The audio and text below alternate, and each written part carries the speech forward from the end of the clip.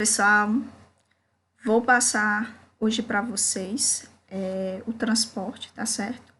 Através da membrana. Então, vai ser uma pequena revisão do transporte através da membrana. São alguns conceitos que vai aí cair na avaliação de vocês. Então, fiquem atentos e qualquer dúvida podem estar perguntando, certo? Eu coloquei aqui exemplos, tá certo? Onde vai ocorrer aí a osmose. Então, pessoal, lembre-se disso, pelo amor de Deus, não esqueça, copiem aí no caderno de vocês.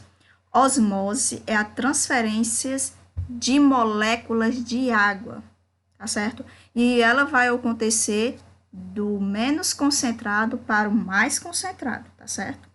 Então, lembre-se disso, osmose é o transporte de água ou de solvente, e vai acontecer do menos concentrado, ou seja, a água vai sair onde tem menos soluto e vai para onde tem uma maior quantidade de soluto. Lembre-se disso, pessoal. Um exemplo, vou ler aqui um exemplo. Uma solução de 0,15 mol de cloreto de sódio possui a mesma pressão osmótica das soluções presentes nas células humanas. A imersão de uma célula humana em uma solução de 0,1 mol de cloreto de sódio. Então, o que vai acontecer?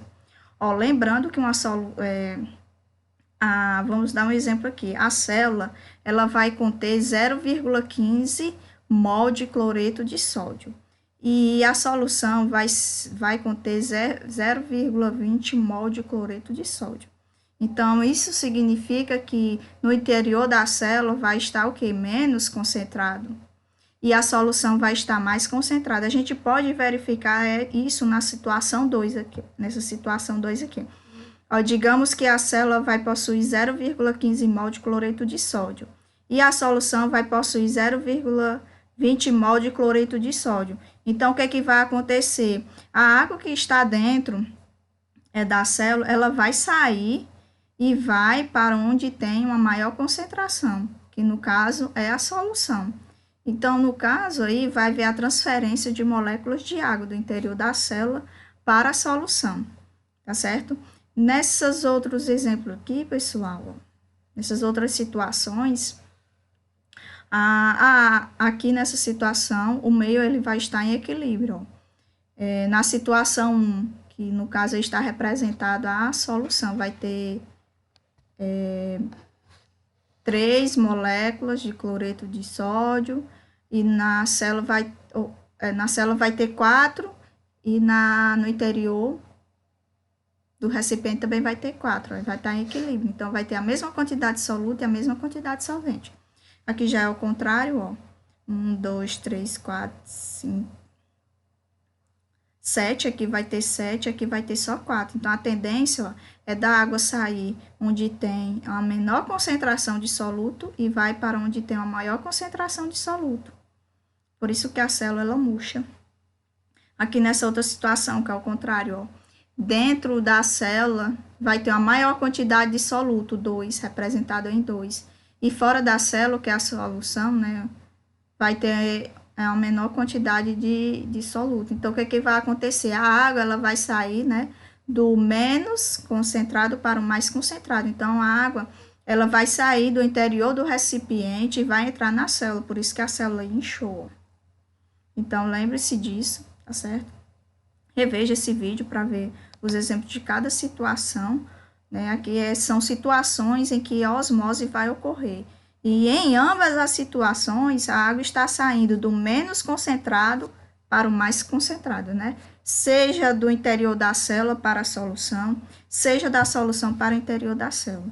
Mas sempre vai ter esse movimento.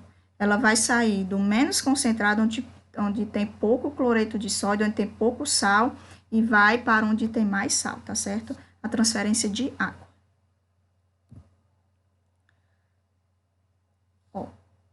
Ainda com relação à osmose, né? O transporte, que é o transporte de solvente, ou seja, o transporte de água. Aqui é outro exemplo. Por exemplo, após colocar sal na alface, com o tempo, observa-se que as folhas se tornam murchas. Então, isso vai ocorrer, pessoal, porque o sal presente, né, no vegetal, lá em cima do vegetal, tá fora, né, da alface. Então, esse meio vai estar hipertônico. Fora da célula vai estar hipertônico. Então, o que vai acontecer? Vai acontecer o transporte de água do interior da alface para fora da alface. Por isso, pessoal, que a alface murcha. Vocês podem até fazer esse teste aí na casa de vocês. Se vocês colocarem um pouquinho de sal fora da alface, vocês vão perceber que naquele local que vocês colocaram alface, a alface muda de cor, porque ela perdeu água.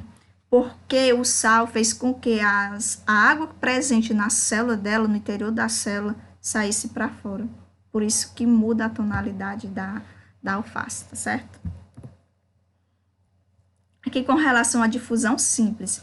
Então, pessoal, a difusão simples vai acontecer sem gasto de energia, tá certo? Não há gasto de energia. E vai ser o transporte de moléculas pequenas, como gás carbônico, oxigênio, como água. Então, esse tipo de transporte não vai ter gasto de energia. E ele vai sair, ó, do mais concentrado, aqui está mais concentrado, para o menos concentrado, certo? Então, esse processo vai ocorrer para que haja um equilíbrio no interior e fora da célula, tá certo? Que no interior da célula fique a mesma concentração de fora da célula, tá certo? Que essas concentrações fiquem em equilíbrio. Então, esse transporte vai ocorrer sem gasto de energia e vai sair do mais concentrado para o menos concentrado. Lembre-se disso. Difusão simples, viu, pessoal? Aqui, eu coloquei um exemplo de transporte ativo. Pessoal, transporte ativo, ele acontece com gasto de energia, tá certo? Para ocorrer esse transporte, há gasto de energia. E ele vai acontecer ao contrário. Ele vai sair do menos concentrado para o mais concentrado. Vamos ver aqui o exemplo. Aqui fora, pessoal, como vocês podem ver, tem mais NaCl, que é cloreto, tá certo? Tem mais cloreto. E fora tem mais potássio.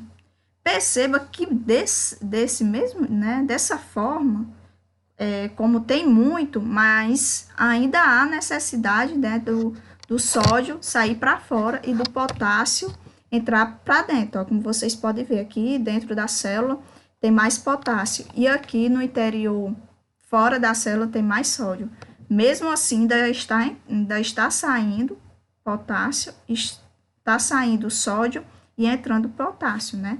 Por isso que a gente chama que esse transporte é com gasto de energia. Tá aqui a moléculazinha de ATP, que foi quebrada, para estar saindo aí esse sódio, entrando potássio, com gasto de energia, e ele vai sair aí, ó, vai sair do menos concentrado para o mais concentrado. Então, esse transporte ele vai acontecer contra o gradiente de concentração. Então, ele vai sair do menos concentrado para o mais concentrado, com gasto de energia. E vai acontecer com auxílio de proteínas carreadoras, tá certo? Proteínas que vão auxiliar aí o transporte desses íons. Aqui é um exemplo de endocitose. Nesse caso aqui é a pinocitose. Que a pinocitose vai ser a absorção de partículas, moléculas ou substâncias dissolvidas em água, tá certo?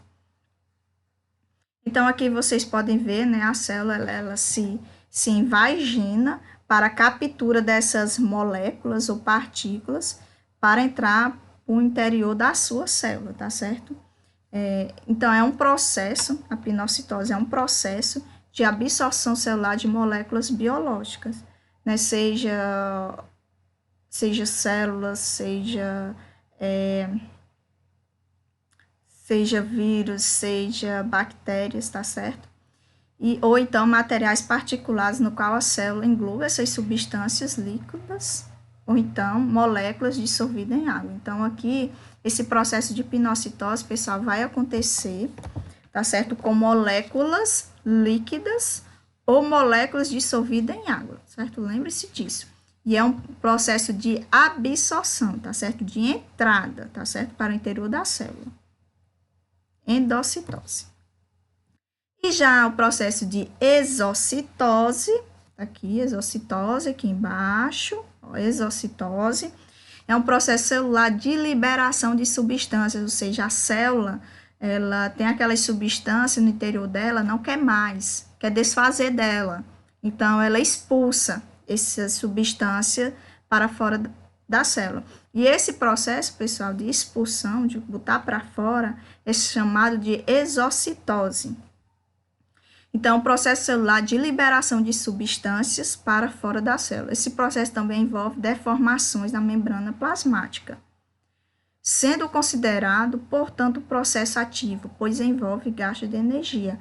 Como vocês podem ver aqui, a célula, ela faz aí essas vesículas, né, exocíticas, ou essa invaginação aqui. Então, esse processo de invaginação há gasto de energia. Por isso que ele é considerado um transporte ativo, tá certo? Um processo ativo, né? Porque há gasto aí de energia. E é só isso, pessoal.